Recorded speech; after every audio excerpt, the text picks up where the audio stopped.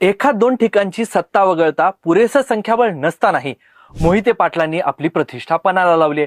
त्याचवेळी पालकमंत्री जयकुमार गोरेही भाजपचं मताधिक्य वाढवण्यासाठी सातारपेक्षा सोलापुरातच मुक्कामी थांबलेत. पण मोहिते पाटलांच्याच पक्षाच्या 3 आमदारांनी भाजपशी संधान साधलंय, जवळीक वाढवलीय. गोरेंच्या बैठकांना पक्षाची बैठक असल्यासारखं अधिकृतपणे हजेरी लावली. 3 आमदारांनी उघडपणे भाजपच्या बैठकीला हजेरी लावल्यानं मोहिते पाटील हे सोलापूरच्या आखाड्यात एकाकी पडलेत. विधान परिषदेच्या सोलापूर स्थानिक प्राधिकारी मतदारसंघाच्या निवडणुकीत भाजप उमेदवार राजेंद्र राऊत यांच्या विरोधात मोहिते पाटलांनी वसंतराव देशमुखांना पाठबळ दिले, उमेदवारी दिली. पण आमदारांनीच पाठ फिरवल्यानं मोहिते पाटलांची एकाकी झुंज सुरू झाली.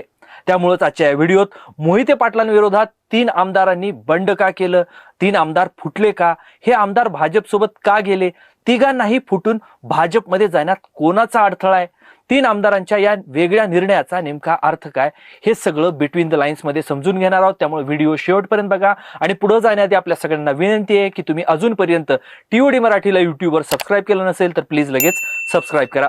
नमस्कार, मी सदानंद घायल, तुम्ही बघताय टीओडी मराठी. 3 आमदारांच्या विरोधाचं कारण समजून घेण्यासाठी आपल्याला मोहिते पाटलांची नेमकी ताकद काय हे समजून घ्यावं लागणार आहे. त्यामुळे सुरुवातीलाच आपण ही ताकद समजून घेऊ. अकलूजच्या मोहिते पाटलांनी कधी काळी अगदी ग्रामपंचायतीपासून ते राज्याच्या उपमुख्यमंत्री पदापर्यंत मजल मारली.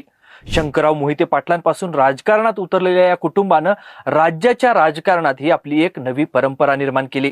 हा वारसा त्यांचे सुपुत्र आणि राज्याचे माजी उपमुख्यमंत्री विजयसिंह मोहिते पाटील चालवत आहेत. सध्या कधी काळी अनेक संसदीय पदं घरात बघितलेल्या या कुटुंबात आज केवळ धैर्यशील मोहिते पाटील हेच सत्तेच्या महत्वाच्या पदावर आहेत.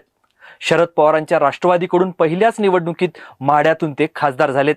धैर्यशील मोहितेंकडे घराचा वारसा आलेला असला तरी दात नसलेल्या वाघासारखा हा वारसा आहे सध्याच्या घडीला. कारण कुटुंब सध्या राजकीय संघर्षातून जाते. भाजप विरोधात भूमिका घेतल्यानं जवळचेही आता दूरचे झालेत. अस्तित्वाचा संघर्ष सुरू झालाय. यंदाच्या स्थानिक स्वराज्य संस्थांच्या निवडणुकीत तर अकलूजची नगर परिषद सोडली तर मोहिते पाटलांना फारशी ताकद दाखवता आलेली नाही किंवा लोकांनी त्यांना पाठबळ दिलेलं नाही. जिल्ह्यातील जवळपास सगळ्या स्थानिक स्वराज्य संस्थांमध्ये या ना त्या प्रकारे भाजपचा शिरकाव झालाय. भाजपच्या याच वाटचालीला रोखण्यासाठी मोहिते पाटलांनी कंबर कसली आहे. कागदावरचं संख्याबळ नसतानाही त्यांनी ताकद लावली आहे. याला आजही सोलापूरच्या राजकारणात मोहिते पाटलांच्या शब्दाला असलेली किंमत हेच कारण आहे. पण मोहिते पाटील लढत असले तरी त्यांच्याच पक्षाचे 3 आमदार त्यांच्या विरोधात गेलेत. त्यामुळे आव्हान वाढले. माळशिरसचे आमदार उत्तमराव जानकर, माढ्याचे अभिजित पाटील आणि करमाळ्याचे नारायणआबा पाटील यांनी आपल्या पक्षाच्या उमेदवाराविरोधात शड्डू ठोकलाय. भाजपच्या बैठकांना हजेरी लावत थेट पक्षालाच आव्हान दिलंय. राष्ट्रवादीच्या आमदारांनी आपल्याच पक्षाच्या उमेदवाराला विरोध करण्यामागं 3 कारणं सांगितली जात आहेत. पहिलं कारण आहे उत्तमराव जानकरांच्या मुलाची उमेदवारी. खरं तर सुरुवातीला विधान परिषदेची ही जागा शरद पवारांच्या राष्ट्रवादीकडून आमदार उत्तमराव जानकरांच्या मुलाला मिळणार असल्याचं बोललं जात होतं. तशा पद्धतीची तयारी देखील उत्तमराव जानकरांनी केलेली होती की आपल्या मुलाला उमेदवारी मिळायला पाहिजे. मात्र उमेदवारी न मिळाल्यानं जानकर नाराज झाले. त्यांनी मोहिते पाटलांवर आपला केसानं गळा कापल्याचा आरोप केला.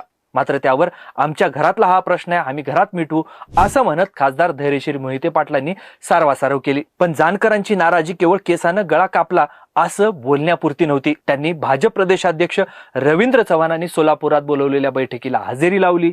भाजप उमेदवार राजेंद्र राऊतांना पाठिंबाही जाहीर केला. दुसरं कारण आहे वसंतराव देशमुखांना दिलेली उमेदवारी. लोकसभेला भाजपच्या बाजूने गेलेले माढ्याचे विद्यमान आमदार अभिजित पाटील पुन्हा एकदा पक्षाच्या विरोधात गेलेत. पाटलांनी भाजपच्या बैठकीला हजेरी लावली. त्यामागे पाटलांनी कारण सांगताना आपली जुनी सल बोलून दाखवली.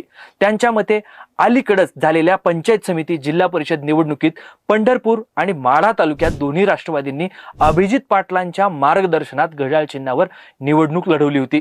त्यात पंचायत समितीच्या 16 पैकी 8 जागांवर अभिजित पाटील, भगीरथ भालके आणि वसंतराव देशमुखांचे मिळून उमेदवार विजयी झालेले होते. भाजपचेही 8 उमेदवार निवडून आले. समसमान संख्याबळ असताना देशमुखांनी साथ दिल्यानं भाजपचा सभापती झाला, देशमुख गटाचा उपसभापती झाला आणि हीच गोष्ट अभिजित पाटलांना खटकली. त्यामुळे त्यांनी भाजपला पाठिंबा दिल्याचं सांगितलंय. आणि आता तिसरं कारण आहे भाजप विरोधात तगडा उमेदवार नाही. करमाळ्याचे आमदार नारायणआबा पाटलांनी वसंतराव देशमुखांच्याच उमेदवारीवर बोट ठेवले.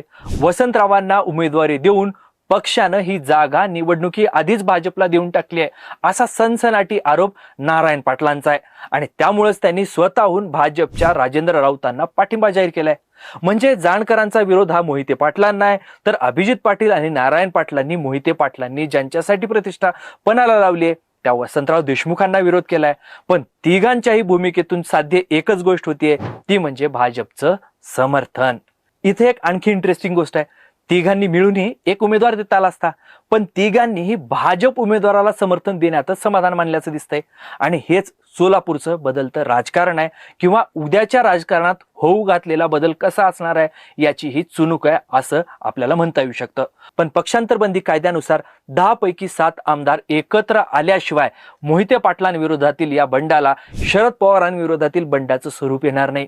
जेव्हा हे गणित जुळेल तेव्हा या विरोधाचं कारणही बदललेलं तुम्हाला दिसेल. असाच अर्थ या तिघांच्या बंडाचा काढला जातोय. थोडक्यात काय, तर तिन्ही आमदारांनी भाजपला पाठिंबा देण्यासाठी वेगवेगळी कारणं सांगितली आहेत, पण त्याच्यातून घडतंय एकच, भाजपला पाठिंबा.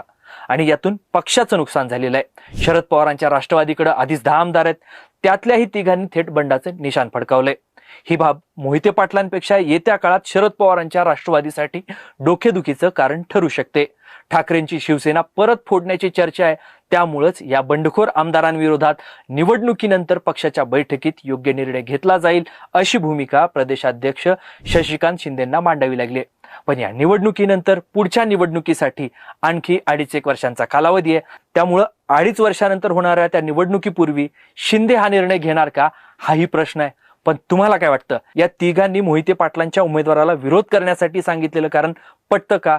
तिघांनी स्वतःचा उमेदवार न देता थेट भाजपलाच पाठिंबा का दिला असेल? भाजप विरोधातल्या मोहिते पाटलांच्या या एकाकी झुंजीला खरंच यश येईल का? तुमचं मत कमेंट करून सांगा. हे राजकीय विश्लेषण तुम्हाला आवडलं असेल तर व्हिडिओला लाईक करा, व्हिडिओ मित्रमंडळींना शेअर करा आणि अशाच विश्लेषणासाठी TOD मराठी चॅनलला यूट्यूबवर सबस्क्राईब करायला विसरू नका. सोशल मीडियावर फॉलो करा. हा व्हिडिओ शेवटपर्यंत बघितल्याबद्दल आपल्या सगळ्यांचे खूप खूप धन्यवाद.